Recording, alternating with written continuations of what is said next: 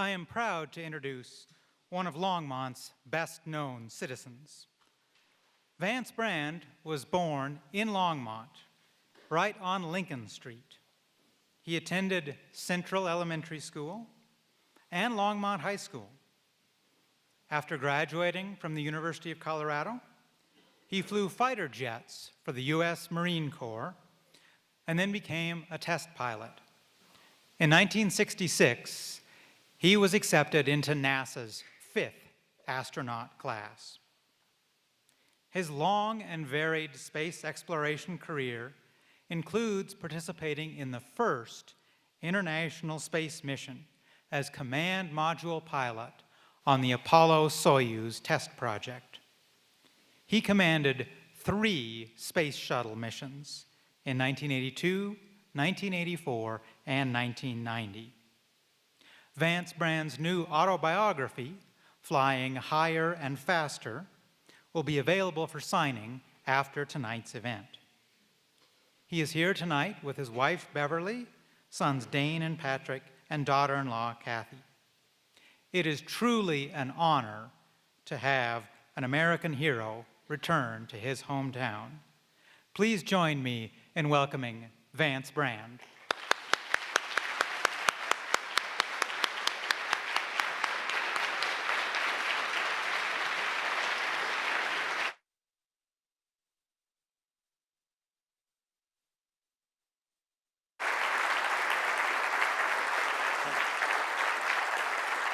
Thank you very much.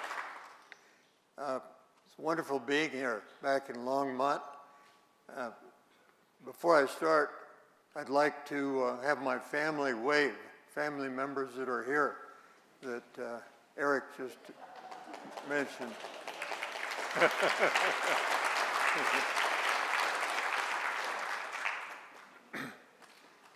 Well, when I was growing up, Longmont was really a different place.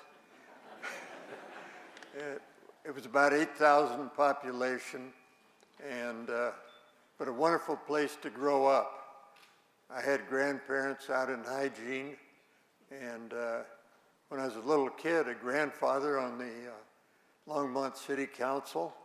My dad was a local vet. My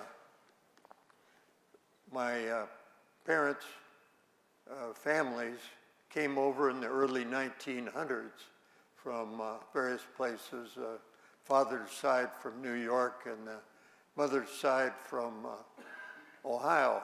And actually, I think when my mother's family first came out, they were in Fort Lupton. It was only about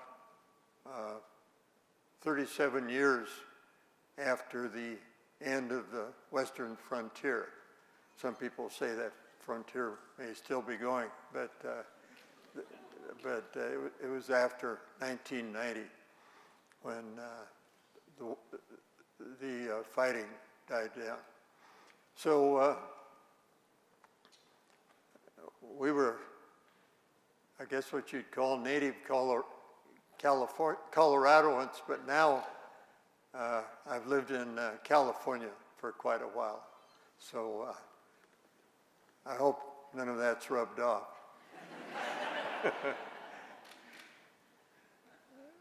I would like to show you a film, but before I do, I'll narrate the film. Before I do, I'd just like to say that I was very lucky in life because had I been born 20 years earlier, my profession didn't exist, that of astronaut. And of course, now there are astronauts, shake a bush and an astronaut falls out. But I was going through my old yearbook, graduated from high school here down on Main Street, the old high school, in 1949. And it was, I was going through a page of the book that sort of said, what are these people going to do in life? And I read that, and I came across my name. It turned out that it said that Bob Akers, who was a classmate, would open a machine shop, and he would develop a space engine that didn't require any fuel, and it could go to the planets, which is a great idea. And I was his assistant and another classmate. So at least I got into the space business, but didn't develop any great engine or anything like that. But believe it or not, they're talking about space engines now that are similar to what that would have been, that can somehow be fueled by the vacuum of space. It's not a sure thing yet, but maybe in 100 or 200 years we'll have marvelous things like that in space.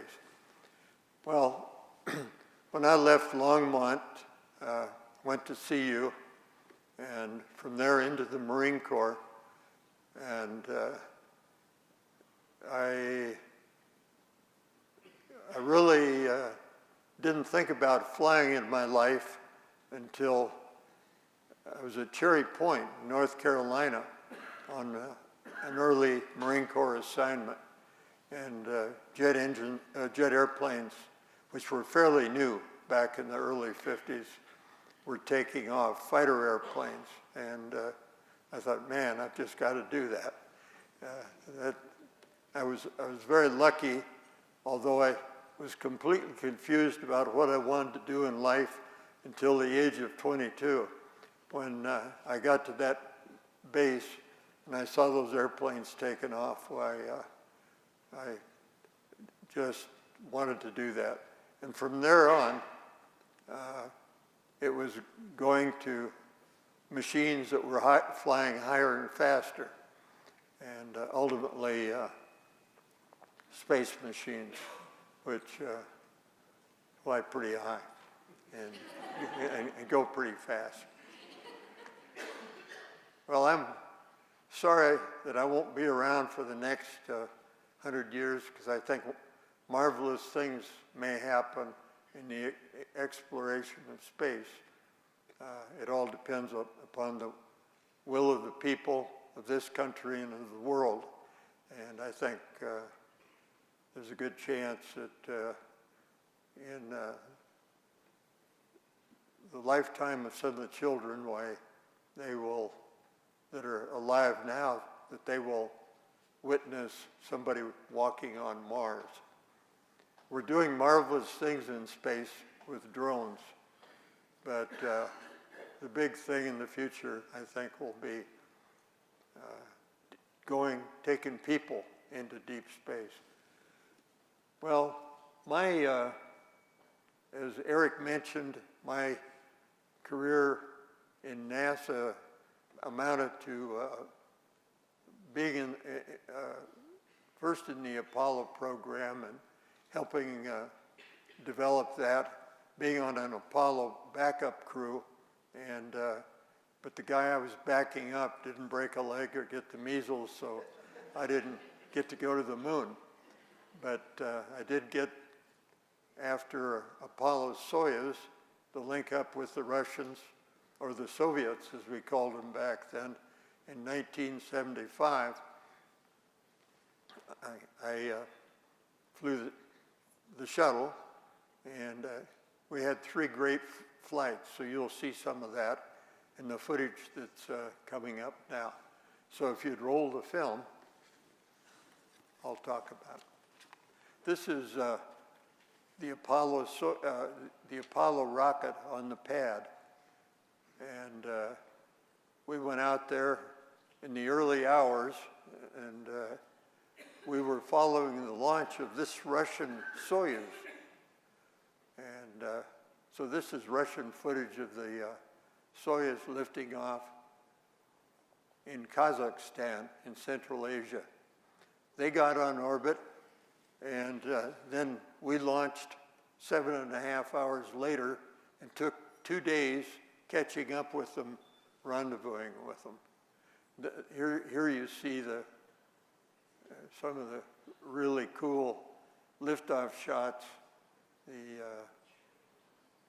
ice and everything breaking off of the rock as it goes into space. We had a good crowd there. My parents were in that group, and quite a few people from Longmont, as a matter of fact. After 2.5 minutes, the first stage dropped off, and that's what you see here. And it only took about 9 minutes to get into orbit. I forget, it was 8 to 10 minutes. And then we, as I said, spent 2 days catching up and finally rendezvoused and docked with the Russian spacecraft, which is what you see there. This is ours. And that's theirs. It looked sort of like a green bug when I first saw it. It had green colored fabric on the outside and wings. And that's a docking target that was used by Tom Stafford to perform the docking. Very shortly thereafter, guys from our side went through interconnecting module, the docking module, and went into the Soyuz, where they signed documents and ate a meal. And I was back minding the store because our spacecraft was really holding attitude for everything that was linked together. So I missed this ceremony and got into the Soyuz for 4.5 hours later.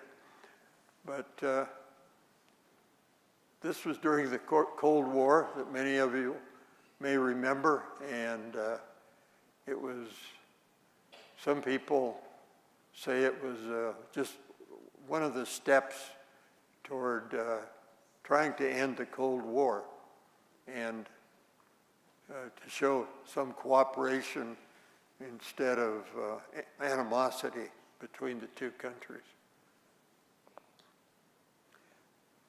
Our guys are going into their spacecraft here. And they had pictures on the wall. Alexei Leonov, one of the crewmen on their side, is a good artist, so he put sketches on the wall. And there was a lot of ceremony. We ate meals in their spacecraft. They came over into ours and had meals. It was and here I'm exercising. It's a kind of a rubber bungee exerciser. And finally, it was time to leave.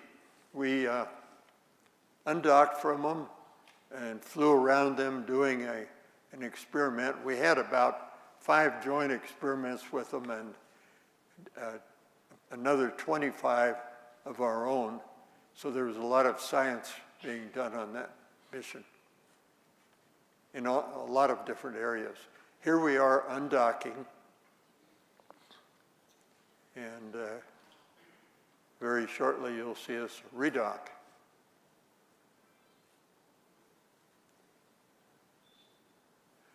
This was a command and service module. Well, at the end of the mission, they landed in Kazakhstan, and a few days later we landed out by Hawaii in the ocean. And so we were under 3 parachutes. There's our splashdown. Our spacecraft turned over as soon as it hit the water, so we had to right it again by inflating those big balloons on the top of the spacecraft, and we went aboard a carrier. The next mission is STS-5. That was in 1982, and it was my first flight in the shuttle. I got to command 3 shuttle flights, so that was the first one our job, well, it was billed as the first operational flight of the shuttle. And we had a crew of 4 and 2 telecommunication satellites that would be sent to high Earth orbit about 20-some thousand miles above the Earth. So we were to take them into Earth orbit, and then they would have a rocket booster that was ignited, and they would go into orbit. Well, here we are during launch. I talked all through launch, but it was somewhat similar to an Apollo launch, and it involved hardware that's made over here in Littleton at McDonnell Douglas,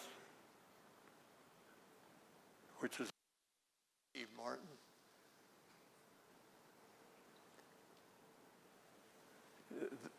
On the way up into orbit with the shuttle, those solid rockets burn out. There are 2 of them, and they peel off. And once on orbit, then this is the deployment of one of our satellites. Everything worked very well, and we were just elated by the mission.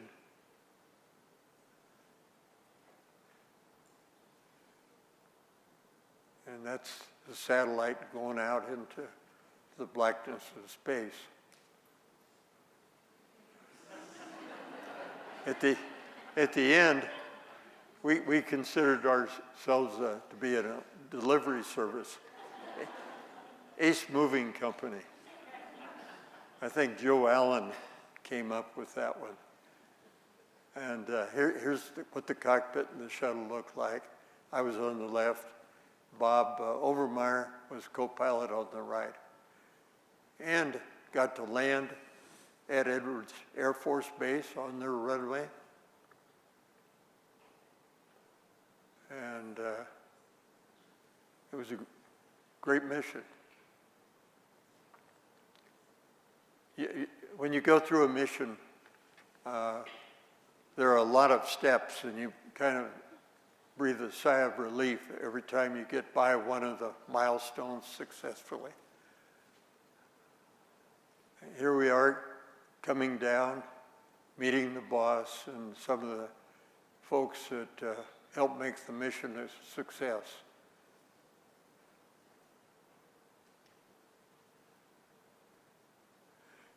Interestingly, you're about 2 inches taller after you come down from space. But that only lasts about a day. Okay, the next is going to be STS-41B, which was a flight in Challenger.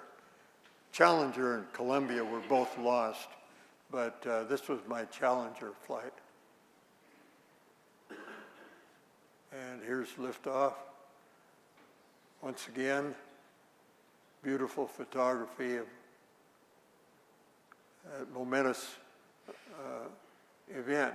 There's a lot of shake, rattle, and roll. And so it's the first time you experience it, it's especially meaningful. Once on orbit, here I am going up a ladder, except you don't need a ladder up there. And we had a lot of spacewalks, EVAs, what we call them. And this is Bruce McCandless, who currently lives up in the mountains west of Denver. But back then, he helped the contractor develop the MMU, which was a backpack for flying out into space. He went out, he and Bob Stewart, the first Army officer to fly in space, went out 100 yards away from the spacecraft with no ropes attached. They just had propulsion in their backpacks. And here's the landing. It was the first landing at the Kennedy Space Center in Florida. And it's much the same as landing at Edwards. The only thing is the terrain's a little different. And you have to make sure all the alligators and wild pigs are scared off the runway.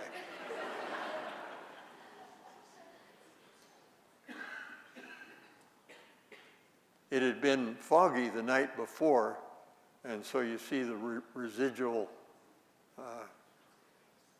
stream coming off of the wingtips, and you see a little bit of haziness. But when we landed, it was good.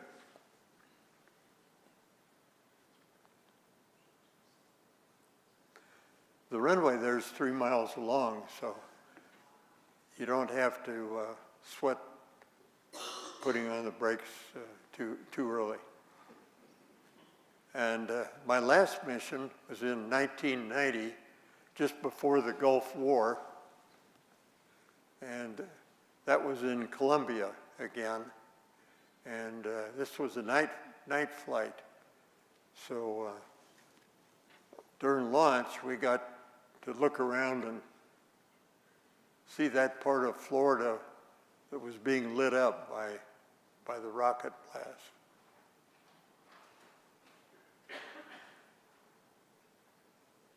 We launched fairly late at night and later landed at night too, at Edwards. On orbit, always a lot to see, but here we're over ocean. So, and if there are clouds, of course, it's hard to see anything, but most of the time we were over clear areas, it seemed.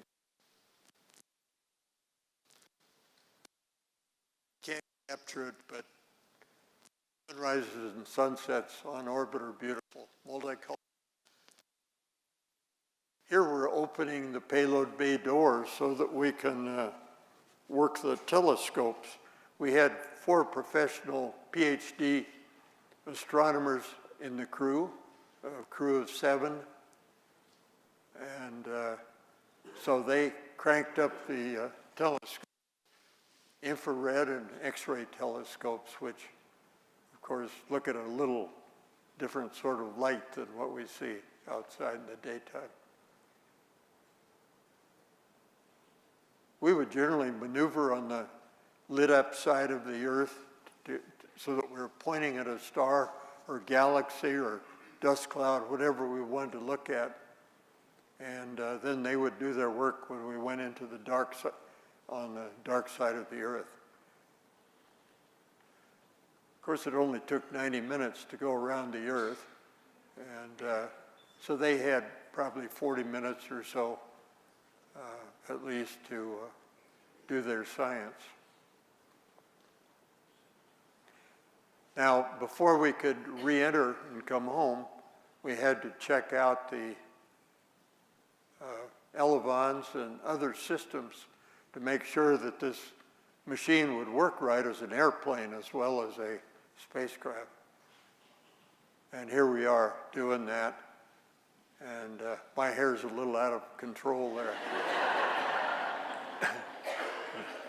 In weightlessness, you need to put something on it. And we landed at Edwards at night, about 10 o'clock at night. And here we are rolling out. This picture was taken with infrared film, so you can see the light parts of the vehicle are still hot. We came down, met the boss as usual, and that was about it. We had briefings after that, and that was my last flight into space.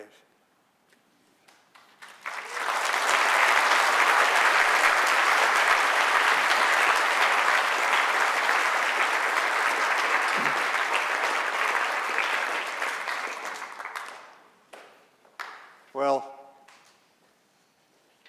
the space program, when I was a kid, there wasn't a space program. Nobody had gone into space. It was before Sputnik. And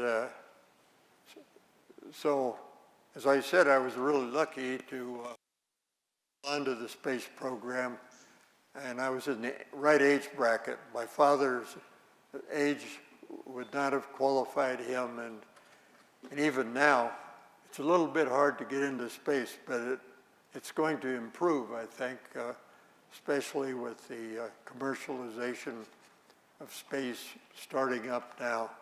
The government will still do things in Earth orbit, but eventually I think we'll have quite a few people up there. And I'm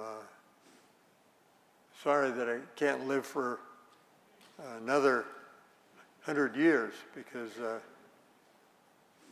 I think somebody from Earth will be walking on Mars.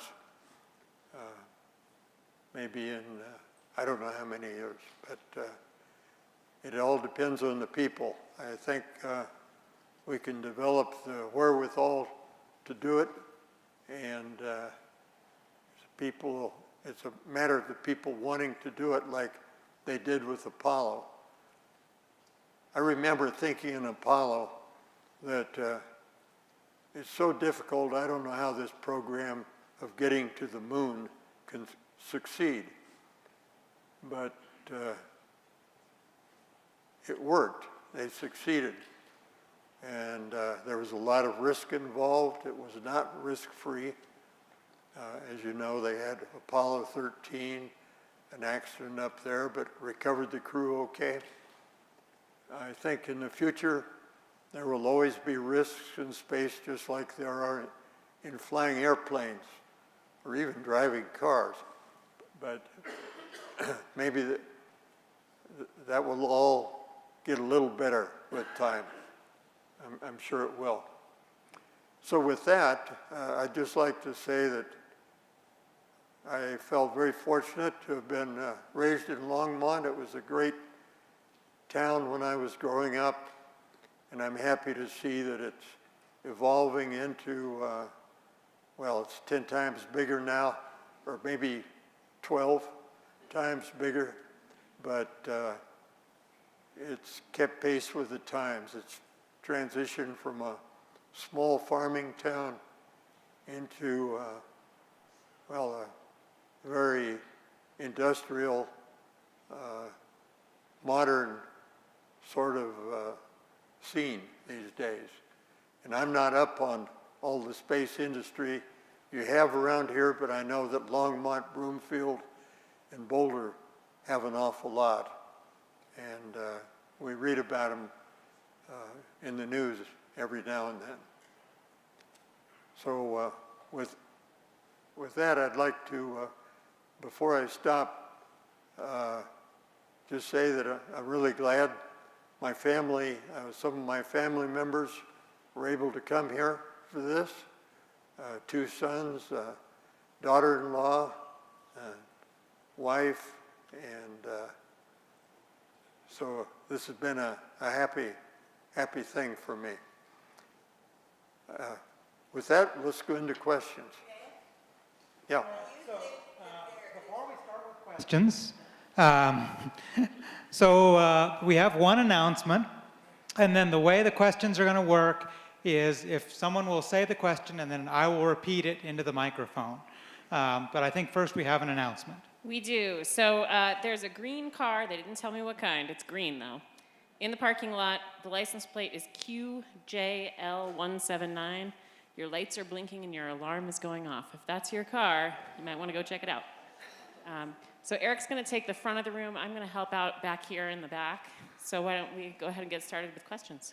All right. So Ellen, you had a question? I always have a question. Do you think there is life of some sort on other planets? So the question is, do you think there is life on other planets? Okay. I'm not a specialist in this area, so this is just my opinion.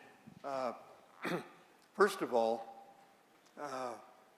There are so many galaxies out there and so many stars in each galaxy that I think it would be almost presumptive of us to assume that there isn't life out there somewhere. But on other planets, I believe you mentioned, well, I think there's a pretty good chance that there will be life underground in Mars. The surface of Mars is flooded with intense sunlight with no thick atmosphere to filter it. So we may not ever see anything on the surface, but go down 6 feet or 10 feet, I wouldn't be at all surprised, but we'll find life there. Also, there are 2 moons, Enceladus and Europa, moons of Jupiter and Saturn, that have, they're icy moons, but underneath the ice are big oceans. And there are a lot of people thinking that there will be life underneath that ice in the oceans. So we'll all, well, somebody will know someday, because science keeps marching on. And I think we have missions that are going up to explore those moons. And we're doing a lot on Mars these days. You know, we've had several successful Mars robots, and so we're learning a lot about Mars. So answers my opinion, yes. All right. How about one from the back half? Way up here in the very back. What's your question? What did you have to eat when you visited the Russian capsule, and what did you serve the Russians? The question was, what did you have to eat when you visited the Russian capsule, and what did they eat when they visited you? Well, I'll start with the last part. We had a big variety of types of food on our spacecraft. We had a lot of freeze-dried stuff. All you had to do is add hot or cold water to it, and you could come up with everything but no leafy salads or anything like that.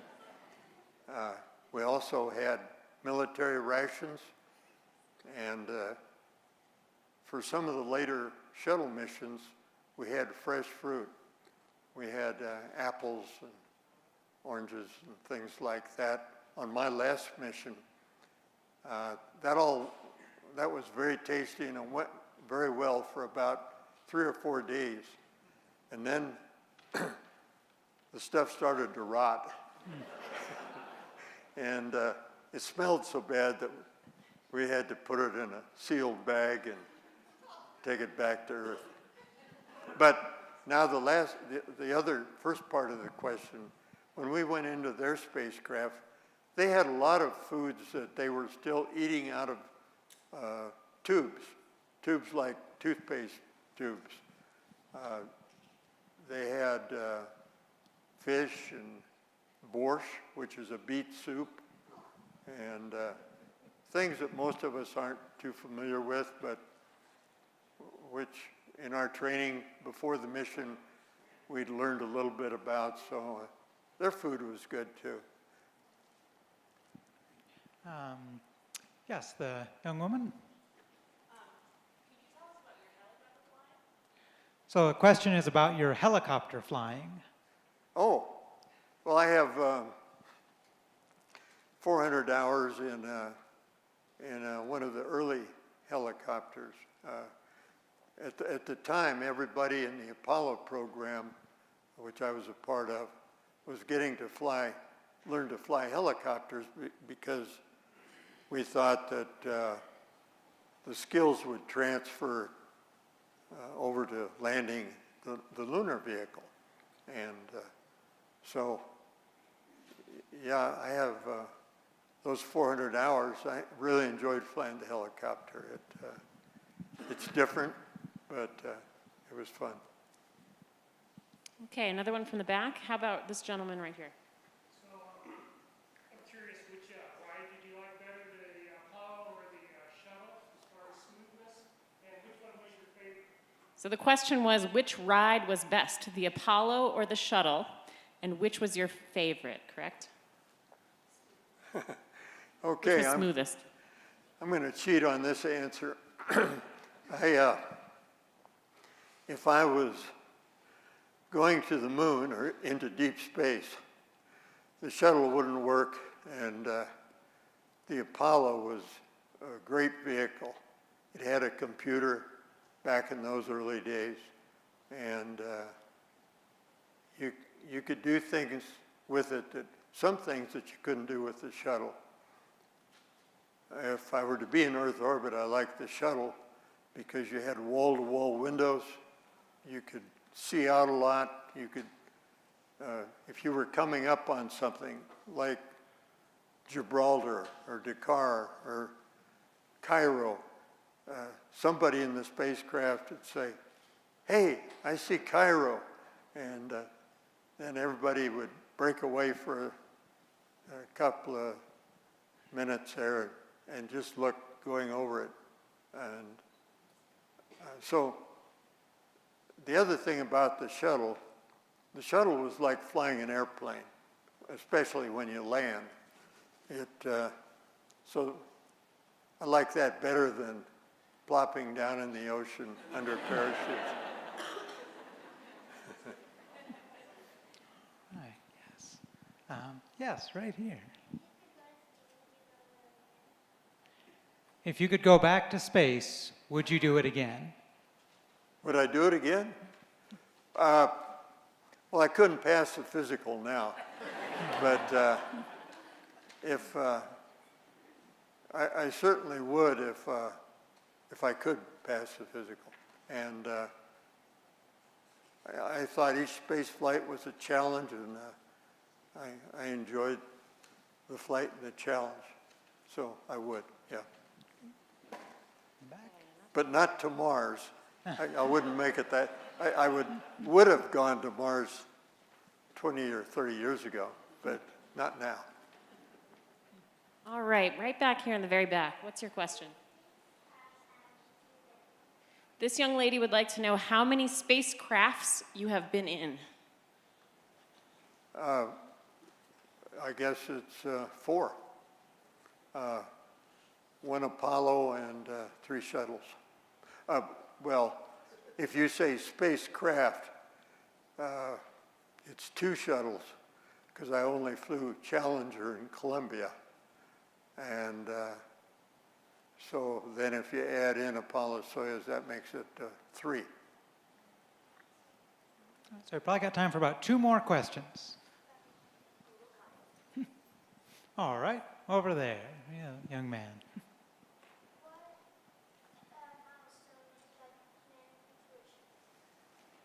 Sorry, could you repeat it? Ah, very good question. What milestone would you like humanity to achieve? Say that one again.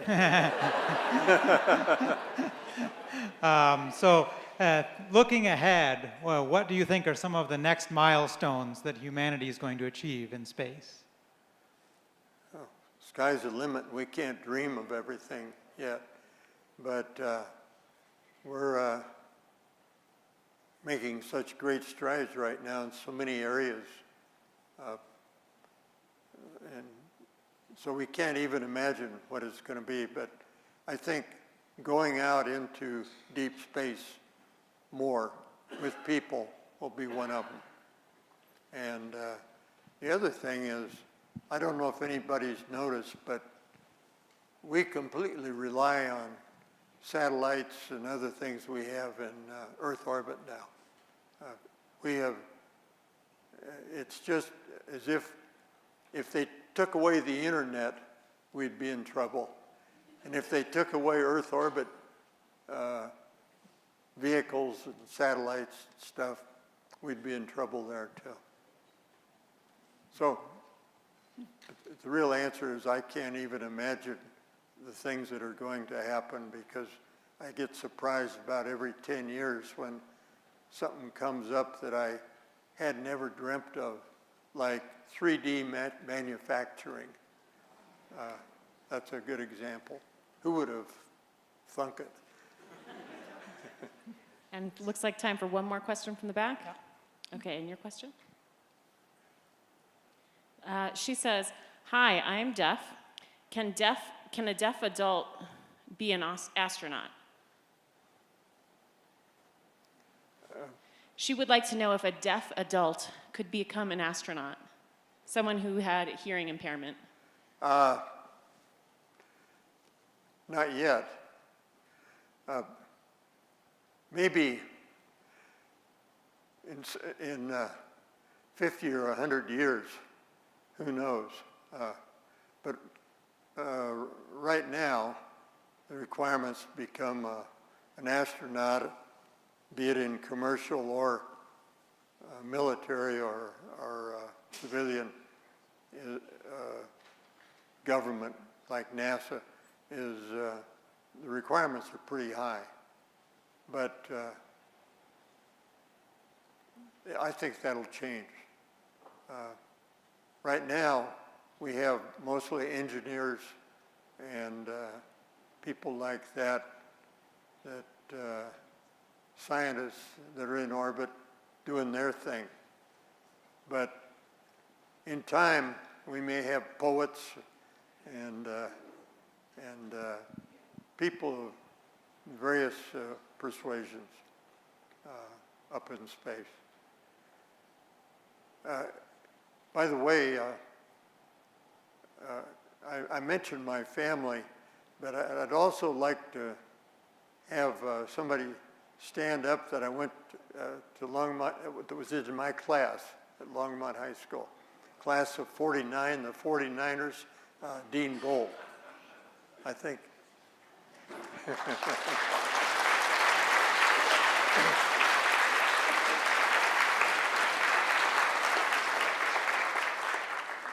And we have some farmland near Longmont, and so the people that are renting that farmland from us are Arnold and Pat Turner, so wherever they are. There we go.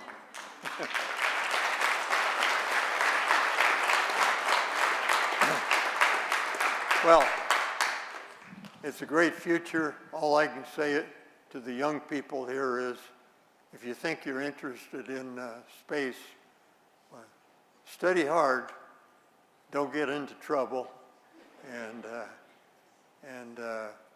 if you set your heart on something, it gives you the best chance of making it. So I hope we'll have a lot of young people in the space program of tomorrow. Thank you.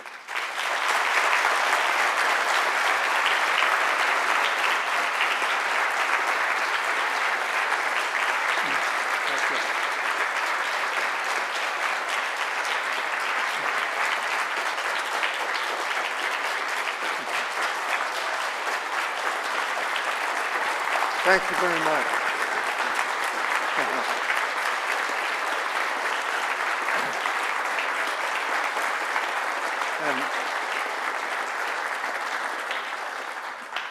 And thanks for the honors of the flag ceremony at the beginning. That was great. Okay. So the book signing will begin in a few moments. Once we are set up, it will be out in the atrium. Vance, if you want to come across this way. Sure.